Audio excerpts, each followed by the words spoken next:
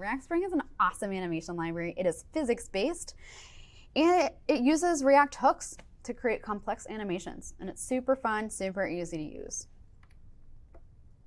Kind of the bread and butter hook, the main hook is called useSpring. So we can actually use this to transform different CSS properties on an HTML element. So you can see here we're defining from.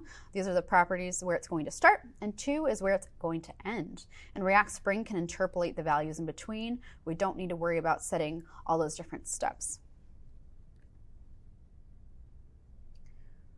So you can also transition just on enter and exit, as well as like relative to your React state. In this example here, we can see we actually use our ReactSpring state to trigger different states. So if our modal is shown, we want it to be fully visible. We want it to be in the viewport. We want it to be perfectly opaque.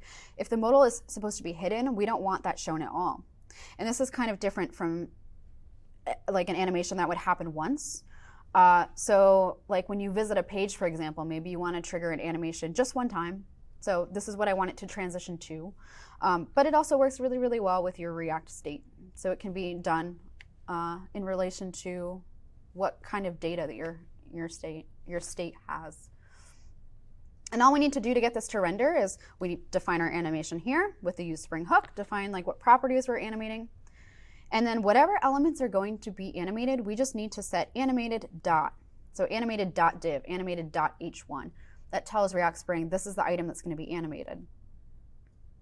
And once we pick that element, all we need to do is pass in our animation that we just defined with the style prop. That's it. Let's go to a CodePen example. At the bottom it says this code sandbox. That's the link you're going to want to go to.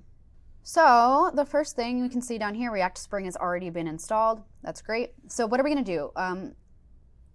This emoji carousel. First of all, let's get rid of this. In the index file, change this to, I'm sorry, not index. In our app, we're showing the wrong thing. Let's change this to fade in. It's rendering the wrong thing.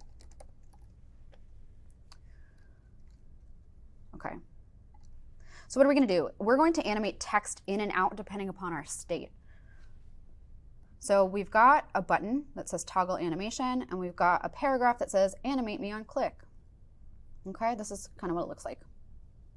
So the first thing that we need to do is set some state. So const show text, set show text, use state. Let's say true. We'll have it showing by default. Let's make our animation. So const animation, use Spring. Okay, this is going to take an object. So let's do opacity. So let's say if we're showing our text, we want this to be visible. So opacity 1 if we're showing, and otherwise let's set it to 0. And I said in the instructions that I wanted this to actually slide in from the top 30% on show. So let's do that. Let's do a transform. And if our text is showing, we're going to translate our Y. So it's going to slide in. So translate Y. If it's showing, we want it to be in its natural position. If it's not, let's animate it out -30%, so it'll slide out from the top to the top. So what do we want to animate? We want to animate this text, right? So it has to be prefaced by animated.p. And we have to pass this in the style attribute. So style animation.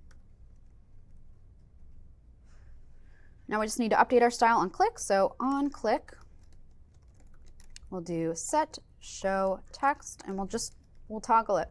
So whatever show text is, let's do the opposite.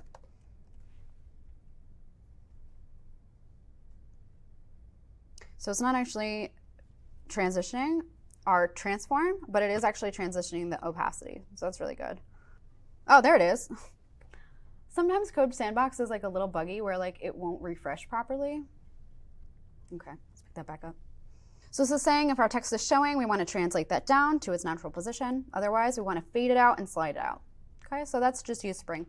Again, you can hook into your state. You can set whatever CSS properties you want to transition. And then just tell ReactSpring, this is the element we want to animate.